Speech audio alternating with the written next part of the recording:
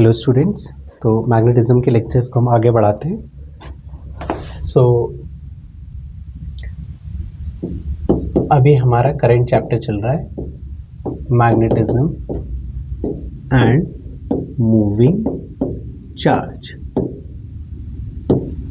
Last lecture में हमने क्या देखा, what is meant by magnetic dipole moment, इसका क्या मतलब है।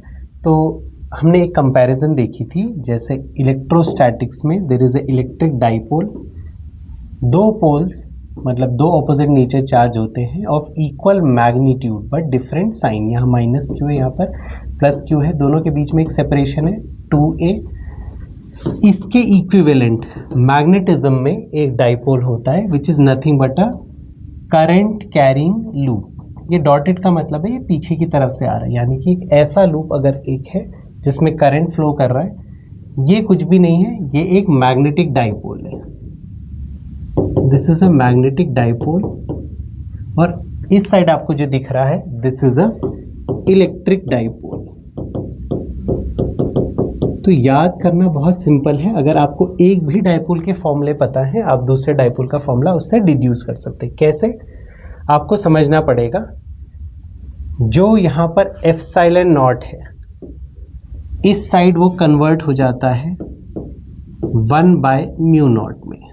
इस साइड जो आप इलेक्ट्रिक फील्ड लिखते हैं, इस साइड इलेक्ट्रिक फील्ड की जगह आप क्या लिखेंगे, मैग्नेटिक फील्ड। इस साइड होता है electric dipole moment which is equal to 2a into q. यहाँ पर P कन्वर्ट हो जाता है M में, और M की क्या वैल्यू है ये आपको पता होना चाहिए, NIA। और अगर वेक्टर की बात करें तो इस तरीके से है। What is N? N is the number of turns, I is the current, A is the area vector. और एरिया वेक्टर का डायरेक्शन कैसे लेना होगा, राइट हैंड लीजिए, जिस डायरेक्शन में करंट बह रहा है, let's say current is flowing, for example ऐसा एक करंट लूप है, करंट ऐसे बह रहा है, ओके आपको देखने से क्या लग रहा है, एंटी क्लॉकवाइज। तो अपनी उंगलियों को इस करंट के अलाउंग रखिए, thumb shall point in direction of magnetic field. Thumb हमेशा परपेंडिकुलर रहेगा इस प्लेन के, तो जहां करंट हो रहा है उससे परपेंडिकुलर क्या पर है। सो मैग्नेटिक फील्ड इस केस में कितना हो जाएगा, outside the sorry area vector will be outside the plane. ये जो उंगलियां दिखा रहा है, this thumb will give you the direction of area vector. तो कुछ वैल्यूज रिवाइज कर लेते हैं। Along the axis of a dipole, axis of dipole क्या होता है इलेक्ट्रिसिटी में, line joining negative and the positive charges is known as axis. तो इस केस में एक्सिस क्या होगा, ये जो करंट लूप के परपेंडिकुलर ये जो लाइन है, ये करंट लूप के परपेंडिकुलर जो लाइन है इसको हम कहेंगे एक्सिस। यहाँ पर ये एक्सिस है, यहाँ पर ये एक्सिस है। कोई भी पॉइंट हो इस एक्सिस पे, लेट से x दूरी पे या ओके x दूरी पे है और इसका रेडियस क्या है, कैपिटल R। तो अलोंग द एक्सिस आपको पता है इलेक्ट्रिक फील्ड की वैल्यू क्या होती है, K2P/R³। तो अगर हम मैग्नेटिज्म में इसको कन्वर्ट करें तो मैग्नेटिज्म में आपको B कितना मिल जाएगा, what was K? K was equal to 1/4πε0। तो अभी हमने देखा ε0 को 1/μ0 लिखना है, तो B में क्या आ जाएगा, यहाँ पर इलेक्ट्रिक फील्ड था या मैग्नेटिक फील्ड है इस side, B will become μ0/4π twice m/x³। What is x? किसी दूरी x है एक्सिस पे, वहां पर हमको मैग्नेटिक फील्ड पता करना है। यहां पर ऑन इक्वेटोरियल प्लेन या फिर लाइन, इक्वेटोरियल लाइन पे इलेक्ट्रिक फील्ड की क्या वैल्यू थी, इट वाज 1/4πε0 P/R³। तो इस केस में आपका B कितना हो जाएगा, μ0/4π m बाय एक्स की। बस 2 यहाँ पर 2 था तो यहाँ पर भी 2 है, यहाँ पर कोई भी 2 नहीं है तो यहाँ पर भी नहीं है। तो इस तरीके से हमने कन्वर्जन देखा। अब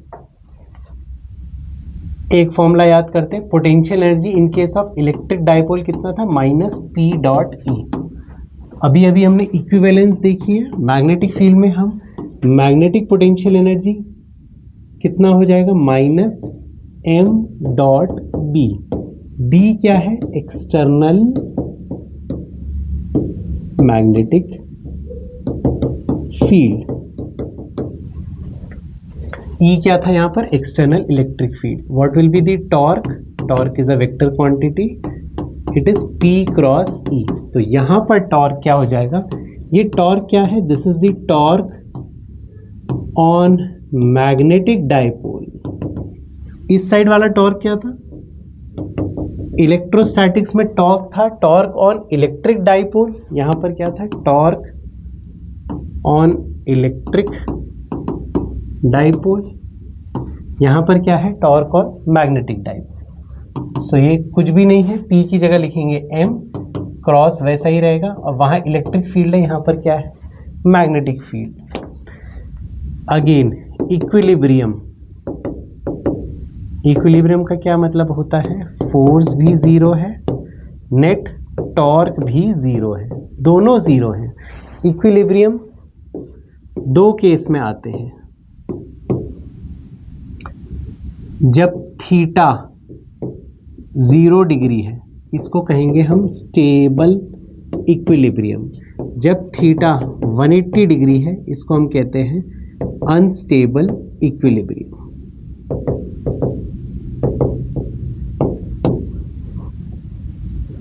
इस केस में पोटेंशियल एनर्जी इज मिनिमम, आप देख भी सकते हैं ऊपर फॉर्मूले से, पोटेंशियल एनर्जी का वैल्यू क्या हो जाएगा, minus P E cos theta. जब थीटा 0 होगा तो यू माइनस पी ई होगा, यानी पोटेंशियल एनर्जी मिनिमम होगी।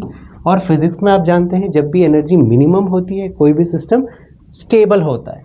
थीटा को 180 रखेंगे तो कॉस 180 विल बिकम -1, तो इस केस में यू कितना था, माइनस पी ई, इस केस में यू हो जाएगा plus E P E, and potential energy is maximum.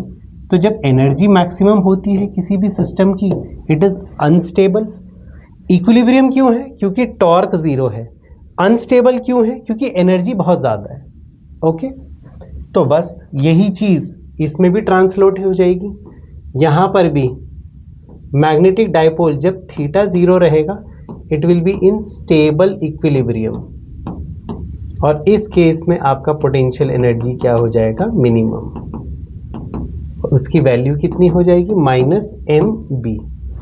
M dot B कितना हो जाएगा, minus M B cos theta, minus ही। ओके, थीटा को जब हम 180 डिग्री रखेंगे तो ये किस में होगा, अनस्टेबल इक्विलिब्रियम में। इस केस में पोटेंशियल एनर्जी कितना हो जाएगा, plus M B, and that is maximum. और एनर्जी मैक्सिमम है तो सिस्टम क्या है, अनस्टेबल। सो इससे रिलेटेड एक छोटा सा क्वेश्चन करते हैं। मान लीजिए एक क्वेश्चन पूछा,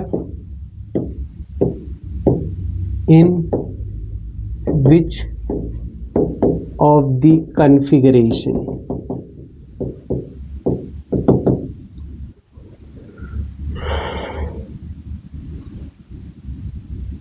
the loop is stable, किस कॉन्फ़िगरेशन में लूप स्टेबल है। 4 कॉन्फ़िगरेशन दे दिए, लेट से एक लूप दे रखा है आपके पास, ऐसा है। डैश का मतलब ये बिहाइंड द प्लेन आ रहा है, यानी कि इस लूप में ये वाला पोर्शन करंट बाहर आ रहा है और पीछे से ऐसे ये अंदर जाते हुए यहाँ पर आया। इसी लूप को एक और तरीके से हम डिनोट कर सकते हैं, यहाँ से करंट बाहर आ रहा है, यहाँ पर करंट एंटर कर रहा है, इधर से करंट नीचे से एंटर कर रहा है, ऊपर से करंट बाहर आ रहा है। ये ए ऑप्शन दिया हुआ है, इस केस में इन्होंने मैग्नेटिक फील्ड दिया हुआ है ऐसे। B is in stable equilibrium. Again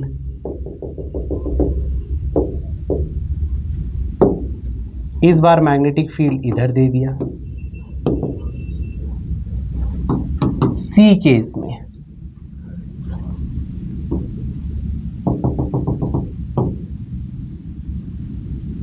ये करंट है और मैग्नेटिक फील्ड ऐसे दिया हुआ है, this is the magnetic field, ये है करंट। और डी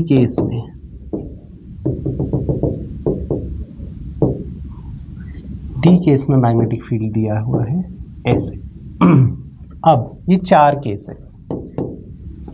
अभी पीछे हमने एक फॉर्मूला पढ़ा था, potential energy is minus m dot b, और पोटेंशियल एनर्जी मिनिमम कब होती है, जब थीटा कितना होता है 0, मैक्सिमम कब होती है, थीटा होता है 180 डिग्री, और पोटेंशियल एनर्जी 0 कब होती है, जब थीटा होता है 90 डिग्री।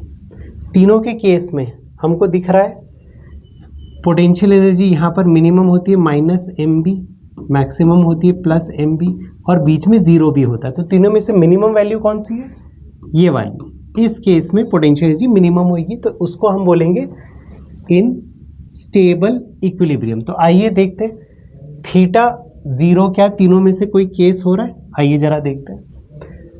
अगेन थीटा का क्या मतलब है, theta is the angle between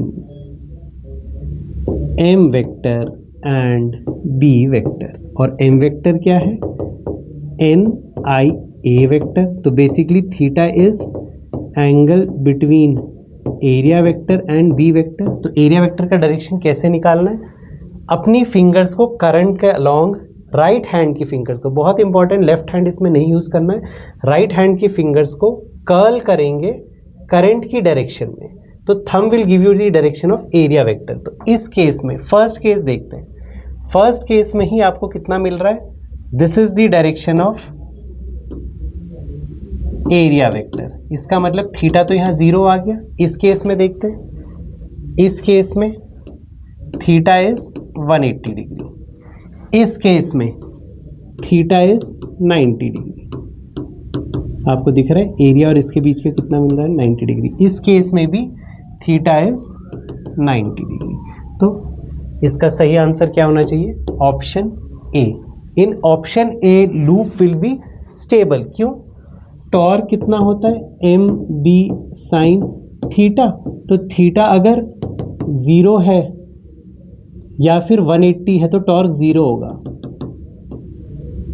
180 degree और थीटा इज 0 डिग्री। दोनों केस में टॉर्क 0 होगा। टॉर्क 0 होगा तो मतलब ये रोटेट नहीं होगा, और जब थीटा 0 होगा तो it will be in stable equilibrium, यानी कि थोड़ा सा अगर हिलाओगे भी तो वापस अपनी पोजीशन पे आएगा। ओके, एक सिंपल और क्वेश्चन करते हैं। लेट्स से एक क्वेश्चन दिया है, find the torque on the given loop. Exam में लेट्स से एक क्वेश्चन आ गया, 4 ऑप्शंस दे दिए हैं, एक डायग्राम दिया हुआ है। लेट्स से this is the current loop,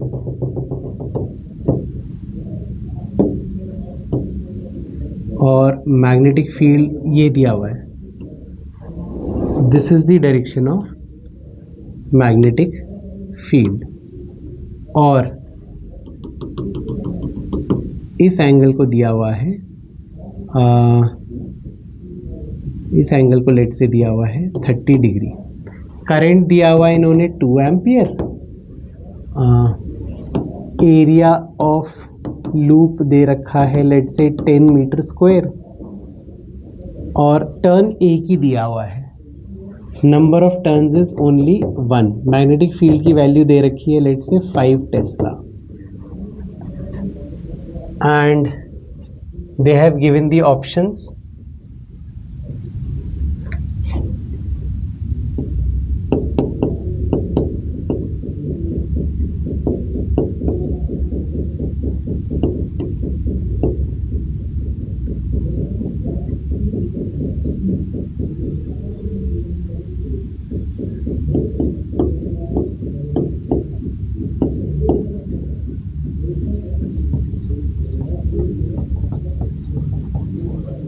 option दे दिए इन्होंने 50 रूट 300 या नन, 4 ऑप्शन दे दिए। तो अब ये क्वेश्चन कैसे करेंगे देखते हैं।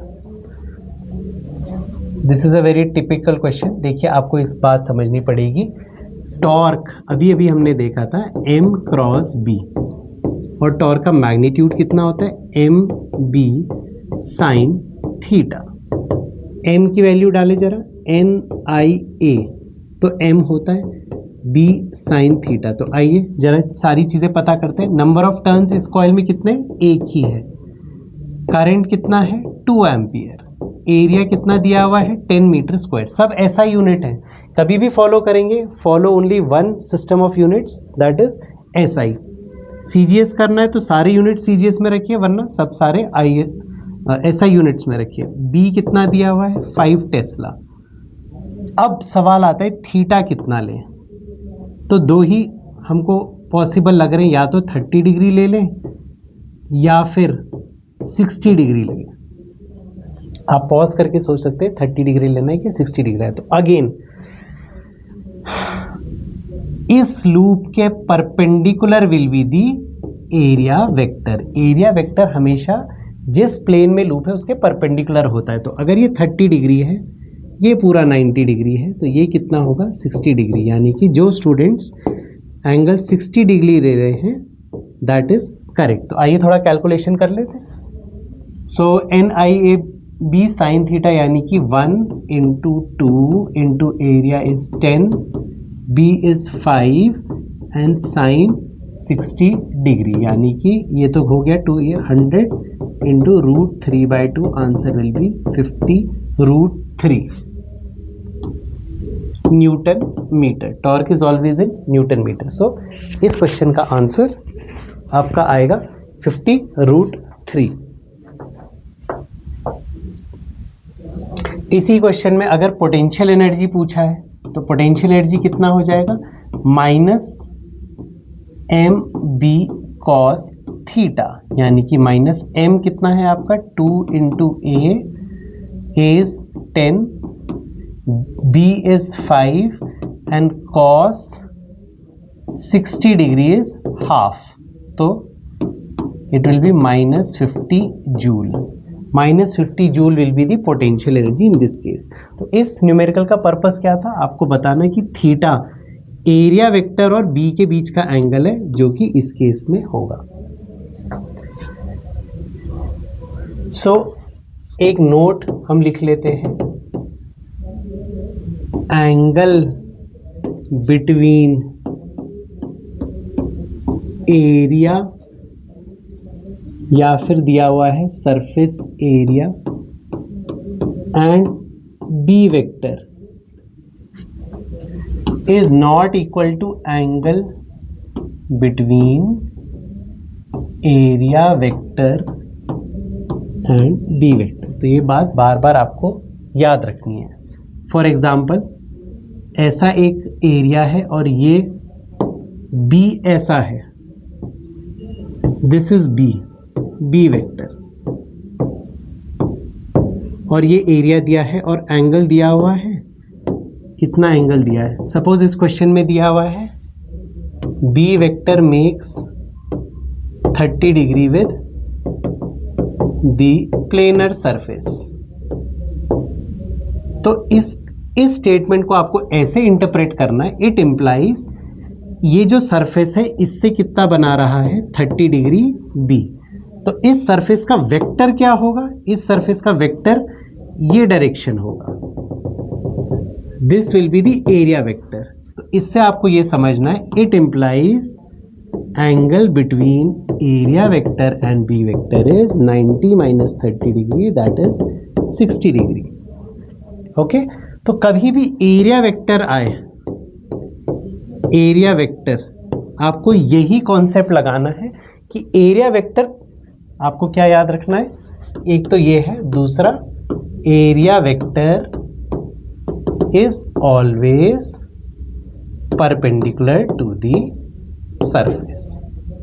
ये दो बहुत ही इंपॉर्टेंट पॉइंट्स है जो आपको हमेशा याद रखना है। एरिया वेक्टर हमेशा सरफेस एरिया के परपेंडिकुलर होता है। ओके,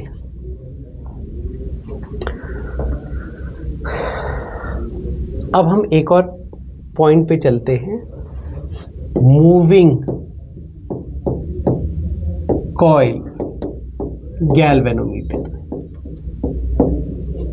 ये भी आपको पता होना चाहिए, इट्स वेरी बेसिक। देखिए, मूविंग कॉइल गैल्वेनोमीटर का एक कंस्ट्रक्शन है सिंपल सा, बहुत मुश्किल नहीं है। सबसे पहले समझिए, गैल्वेनोमीटर का एक कॉइल है, इस कॉइल पे एक पॉइंटर घूमेगा, ये पॉइंटर एक सॉफ्ट आयरन कोर के साथ एक वायर अटैच्ड है इसके चारों ओर,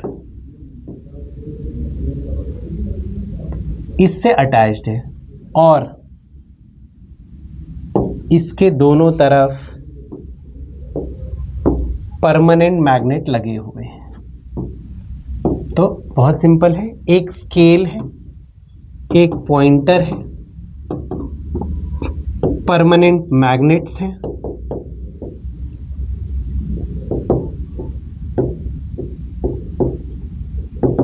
सॉफ्ट आयरन कोर है जिसपे कि वायर रैप्ड अराउंड है, और ये शेप सर्कुलर इसलिए दिया है ताकि यहां से क्या मिले आपको, radial magnetic field.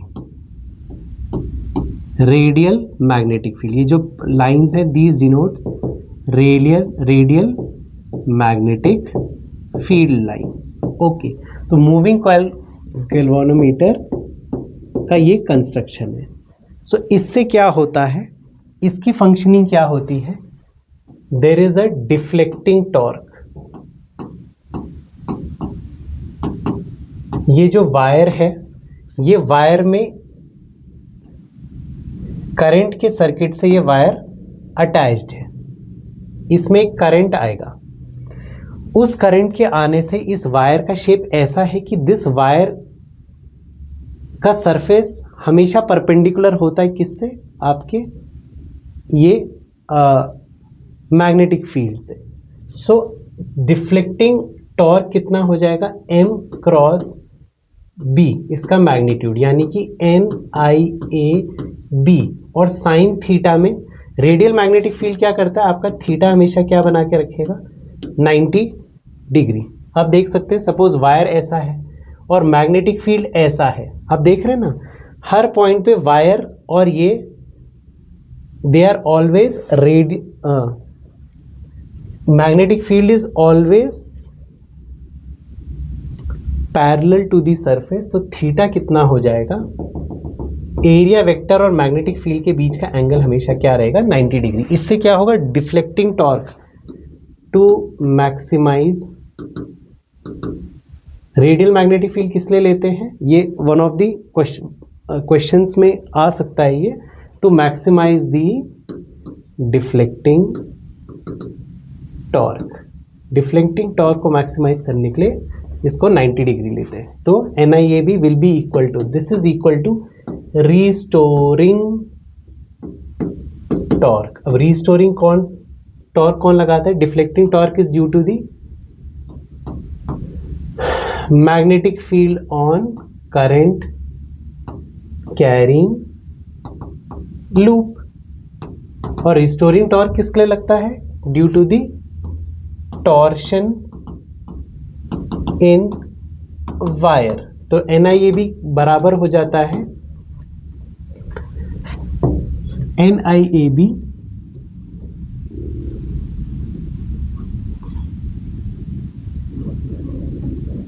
becomes equal to the K theta. What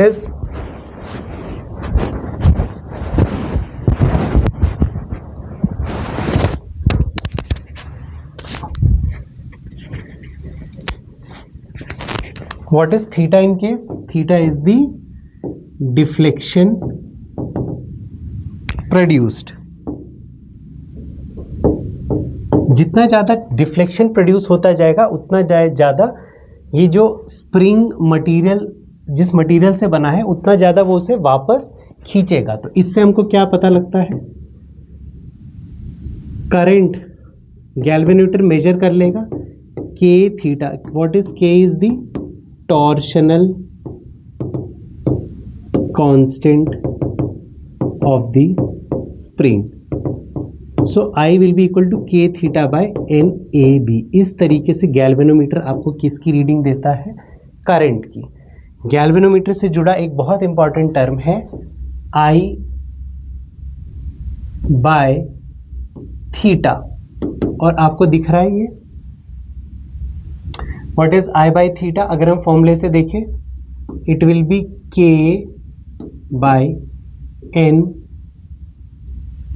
A B. So galvanometer में एक टर्म आता है figure of merit. Figure of merit की क्या डेफिनेशन है? It is the current required to produce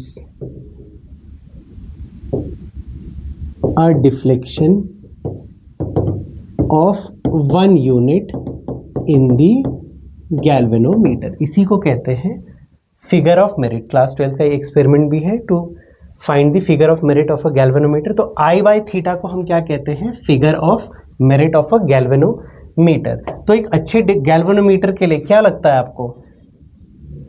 deflection के लिए हमको कम करंट चाहिए कि ज्यादा करंट चाहिए? पहले तो what is a galvanometer? A galvanometer detects the presence detects the presence of current, यानी कि it is a sensitive instrument. अगर आपने लैब में देखा होगा तो गैल्वेनोमीटर का जनरली आप देखेंगे it is in micro amperes, यानी 10⁻⁻⁶ एम्पियर्स जनरली इसका यूनिट होता है. सो अगर कोई इंस्ट्रूमेंट सेंसिटिव है, इसका क्या मतलब है? कम करंट में ही डिफ्लेक्शन ज्यादा प्रोड्यूस होगा. तो इसका फिगर ऑफ मेरिट क्या होना चाहिए? I should be low. Okay. अच्छा, एक और टर्म आता है करंट सेंसिटिविटी. ये बहुत इंपॉर्टेंट टर्म है, इसी बार बोर्ड्स में आया था in 2025. Current sensitivity is defined as theta by I and this is the deflection produced by a unit current. And theta by I इस फॉर्मूले से आपको दिख रहा है it will be N A B by K. What is voltage sensitivity?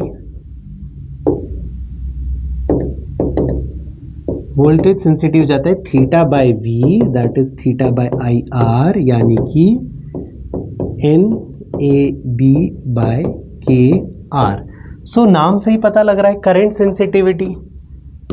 किसी भी galvanometer की करंट सेंसिटिविटी ज़्यादा होना चाहिए. इसका मतलब किसी भी करंट को फ्लो करेंगे तो उसमें ज़्यादा डिफ्लेक्शन प्रोड्यूस होगा, तो it is a better galvanometer. Similarly voltage sensitivity क्या है? कम वोल्टेज में ज़्यादा डिफ्लेक्शन प्रोड्यूस होगा, तो हम क्या बोलेंगे? Galvanometer is more voltage sensitive. Okay, ये टर्म्स आपको पता होने चाहिए. आप स्लाइड पॉज कर सकते हैं and you can remember all the terms. अब एक बहुत इंपॉर्टेंट कॉन्सेप्ट है conversion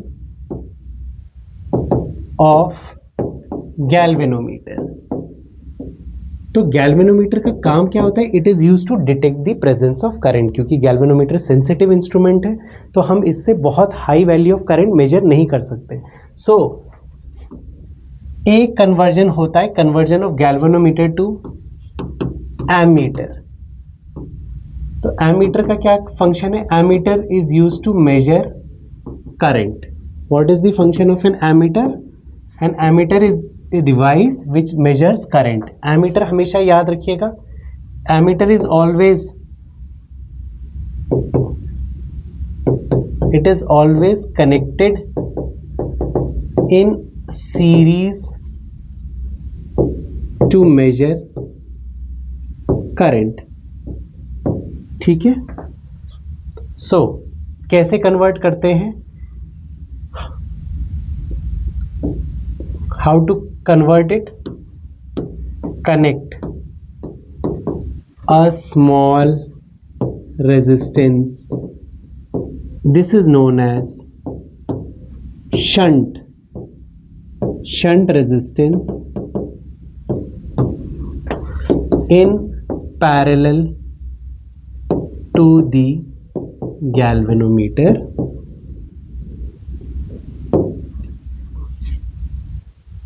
Connect this setup in series to work as ammeter. तो बेसिकली हमने ये जो चीज़ कही इसका क्या मतलब है? सपोज एक गैल्वेनोमीटर है जिसका रेजिस्टेंस G है, इससे क्या कनेक्ट कर दीजिए आप? एक स्मॉल रेजिस्टेंस, इसको लेट्स के हम कह देते हैं शंट। तो ये जो पूरा सेटअप है, ये जो पूरा सेटअप आपको दिख रहा है, this will work as a ammeter, यानी कि इस पूरे को रिप्लेस कर सकते हैं हम कैपिटल ए से। तो अगर किसी एमीटर को खोलेंगे आप अंदर से, तो उसके अंदर आपको क्या दिखेगा? एक गैल्वेनोमीटर, और गैल्वेनोमीटर के पैरेलल में कौन लगा हुआ है? शंट। इससे रिलेटेड एक फॉर्मूला है जो आपको याद रखना है। सपोज आपको मैक्सिमम करंट मेजर करना है आई क्या है? I is the maximum current measured by ammeter. Basically इसको हम ये भी कह सकते हैं, this is the range of ammeter. Ammeter 0 से आई तक की करंट मेजर करेगा। एक और टर्म होता है आई जी। What is IG? IG is the current through, इस I को हम कई बार फुल डिफ्लेक्शन करंट भी कहते हैं, that is the maximum range. तो IG is the current through galvanometer for full deflection. Capital G होता है रेजिस्टेंस ऑफ गैल्वेनोमीटर। तो एक फॉर्मूला आपको याद रखना चाहिए, अगर हमको हमारे पास ऐसा गैल्वेनोमीटर है जिसका रेजिस्टेंस G है, इसका full deflection current through galvanometer is IG, तो what is value of shunt resistance? It will B IG into capital G divide by I minus IG. This is the formula which you must know. बहुत ही जल्दी से एक numerical करते हैं इससे related. Late से एक क्वेश्चन दिया है, convert a galvanometer of resistance 50 ohm and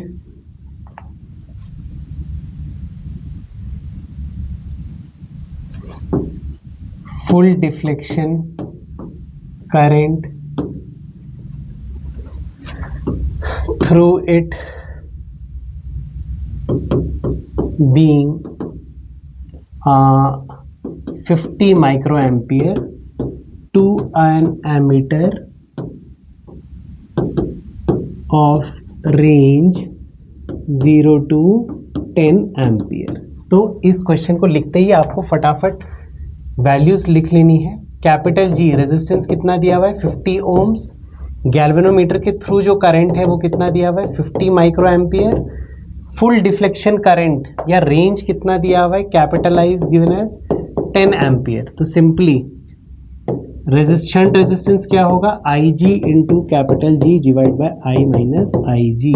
I G कितना दिया हुआ है? 50 into 10 to the power -6। Capital G is 50, नीचे रेंज दी हुई है 10, माइनस आई जी करेंगे तो 50 माइक्रो यानी 50 इंटू 10 की पावर -6। अब इसमें फटाफट जल्दी के कैलकुलेशन में आप क्लियरली देख सकते हैं 50 into 10 to the power -6 is negligible to 10। इस केस में आप क्या लिखेंगे? आंसर कितना आ जाएगा आपका? Shunt resistance is 50 into 50 by 10 micro ohms यानी कि 250 माइक्रो ओम्स यानी कि 0.25 मिली ओम्स। तो this just a hypothetical question, इस तरीके से हम इसको सॉल्व करेंगे। अगला part, conversion of galvanometer to conversion of galvanometer 2M to voltmeter।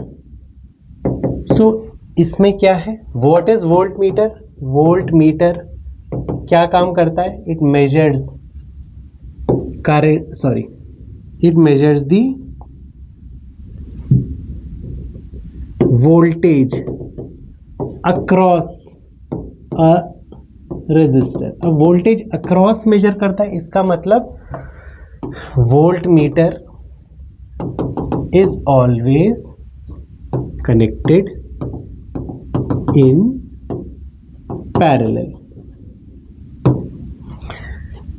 तो कन्वर्जन कैसे करना है? कन्वर्जन के लिए क्या करिए, connect a high resistance capital R in series with the galvanometer। so इसका डायग्राम कैसे बनेगा, एक आपने गैल्वेनोमीटर लिया, इसके आगे एक आपने हाई रेजिस्टेंस लेट से कैपिटल आर लगा दिया, तो ये जो कॉम्बिनेशन है this works like a volt meter. Volt meter को खोलेंगे तो गैल्वेनोमीटर के आगे हाई रेजिस्टेंस आर लगेगा। अब लेट से ये मैक्सिमम वोल्टेज जो मेजर कर सकता है उसको ले लेते हैं कैपिटल वी। तो अगेन हमने देखा गैल्वेनोमीटर की तो एक मैक्सिमम कैपेसिटी है करंट को अपने थ्रू पास करने की, दैट इज लेट से गैल्वेनोमीटर से मैक्सिमम डिफ्लेक्शन के लिए कितना करंट जा रहा है, आई जी। तो हमको पता है, अब आर की वैल्यू आप डायरेक्टली याद कर सकते हैं, it is V by I G minus G. ये जो दोनों फॉर्मूले हैं ये दोनों किरचॉफ्स लॉ से आए हैं, शंट रेजिस्टेंस का भी और हाई रेजिस्टेंस का भी। इसी का एक क्वेश्चन कर लेते हैं, लेट से पिछला वाला ही गैल्वेनोमीटर ले लेते, convert a galvanometer of resistance 50 ohm and full deflection current 50 micro ampere into a voltmeter of range 10 volts। तो बस capital G is 50 ohms, I G is 50 micro ampere, maximum voltage is 10। तो सीधे सीधे formula लगाइए, R will be V by I G minus G. V कितना दिया हुआ है 10, I G is 50 into 10 power minus 6 minus 50 कितना आएगा आंसर, ये देखते हैं। ऊपर 10 की पावर 6 यानी कि 1000 इंटू 10 की पावर 3 बाय 5 माइनस 50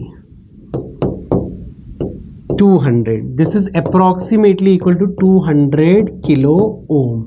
ये 50 को हमने इसमें ऑलमोस्ट नेग्लेक्ट कर दिया। तो इस तरीके से हम इसका एप्लीकेशन देखते हैं। तो नेक्स्ट लेक्चर में we will continue with more concept.